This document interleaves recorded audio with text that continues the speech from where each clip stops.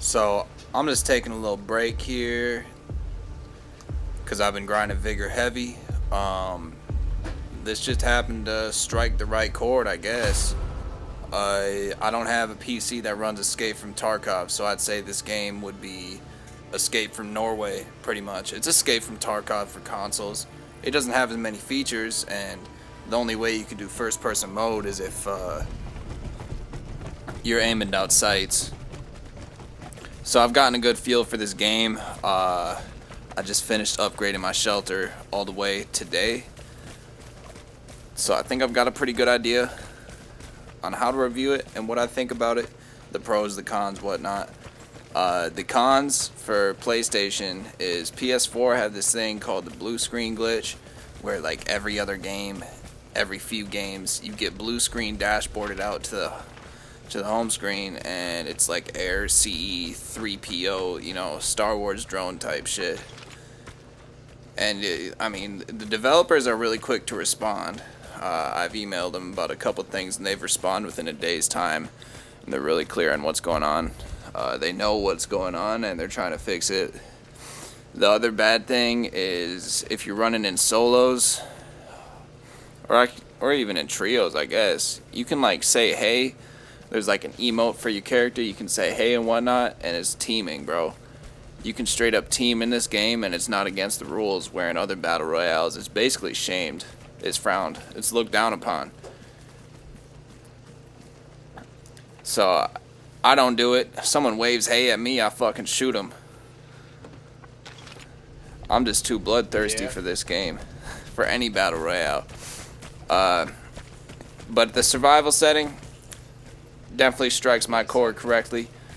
Coming from playing Battlefield, dropping 100 bombs, it's a little change of pace, I guess. It just adds more weight to every kill that you get. A little more gratifying. I got 2 down. For anyone that plays third person, you can obviously abuse the third person camera, so you can peek corners and stuff without your body being seen. All that stuff. Yeah, that's why I left it. I just shat on those two, bro. Do you guys need the resources at all? I just started playing with a party this past couple days. I'd say trios is my favorite. It's a lot more action, a lot faster paced. Plus you're playing with people, so, you know, it's not bouts of loneliness. You kind of stay engaged for longer. Really cool community. No issues with the community. Besides for people that camp at exits, you guys are pussies. And then people that team, you guys are pussies.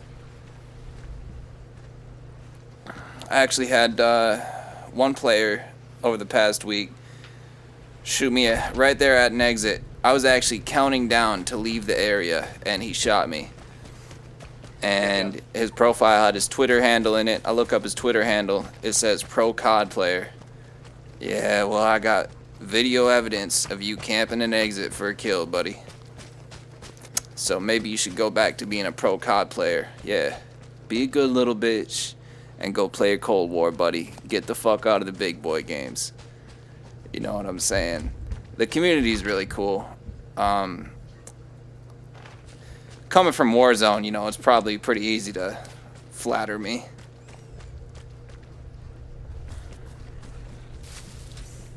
I'm gonna reinforce the drop with ammo.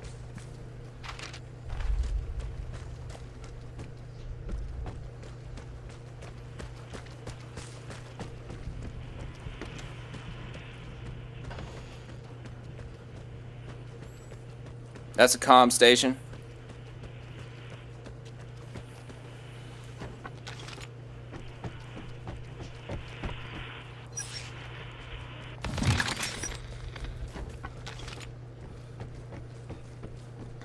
I've been grinding this 8 to 10 hours a day, around there.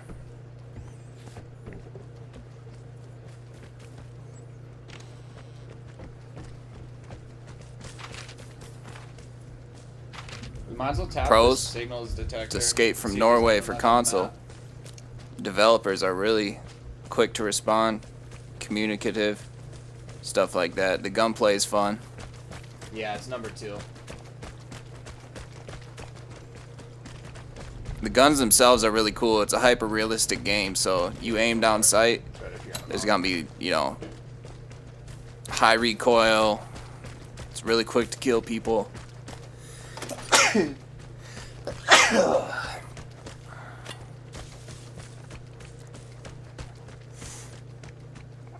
This is just one of my few highlights that I have ready. I've got a lot of footage stocked up. Yeah. I just had the time to sit down and make a commentary over this one. I'm taking a little break from the game right now, just because I don't want to pull a Warzone and burn myself out of this one. This one's still got potential. They're basically paying you to play the game. There's a crown system, which is like COD points, so to say.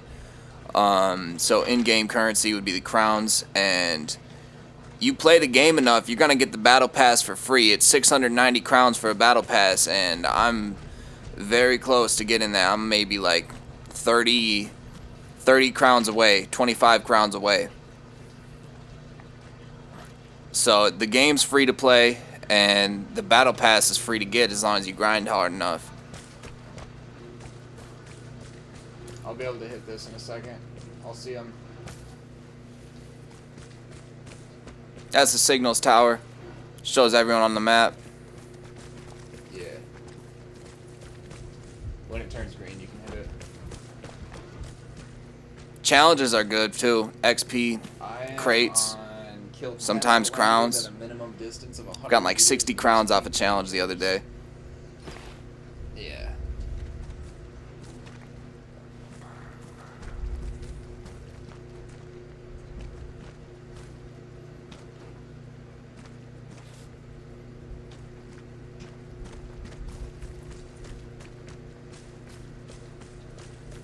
I thought it would turn green by now.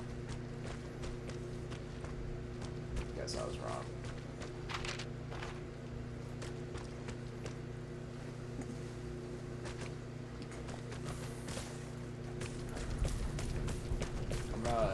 If you think this is a lot of running around, in this area. try being on the Twitch stream.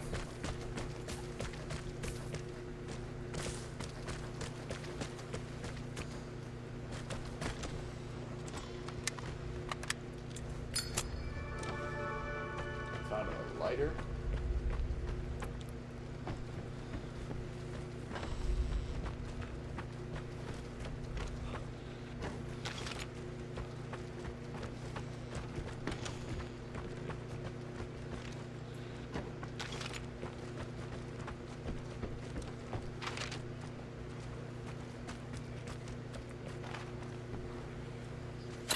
You don't need to get the airdrop. The plane is near. Get ready for the airdrop. I think as long as I got room in my inventory and the game's going well, say I didn't just get into some shit and I got into a heavy gunfight, no meds left, like, I'm gonna take the loot that I have and I'm gonna get my happy ass out of there. But we cleared the entire lobby on this game here, so by all means we're gonna get that airdrop. And I mean, I don't upgrade the airdrop before the game, never done it, probably never will. So all I'm getting out of this is a common crate and more XP. So the airdrop's not necessarily something you need to do, but I find games easier to grind as long as I keep the mindset of what I'm going in there for and what I'm grinding.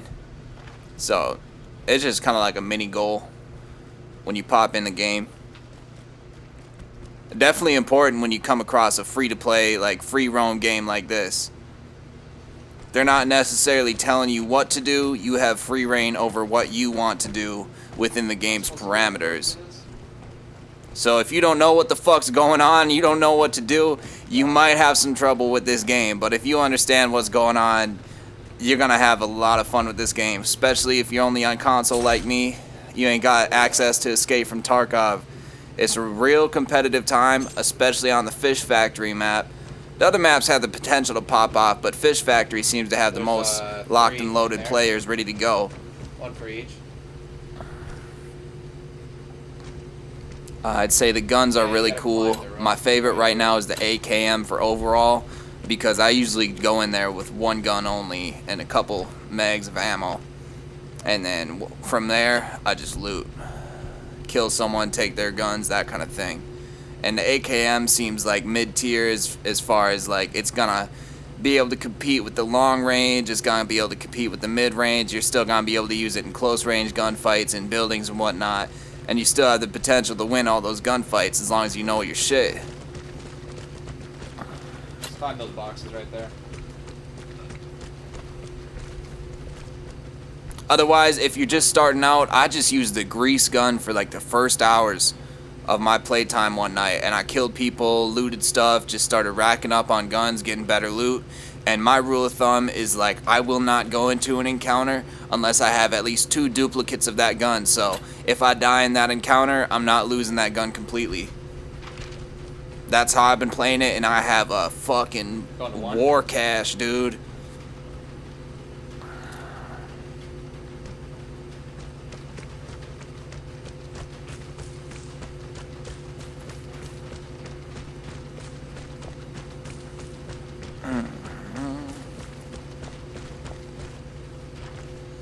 What's going on here is I'm just working with my team to use this locked exit. Locked exits usually just take like 5 things of fuel. As long as you have that, you can unlock the exit and use it. Otherwise, you gotta run to an open exit around the map.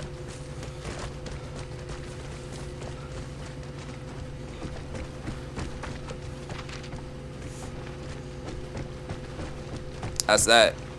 It's a real fun time. Game's called Vigor. Free to play. I'm gonna be uploading some more of this. This is definitely striking the right chord right now.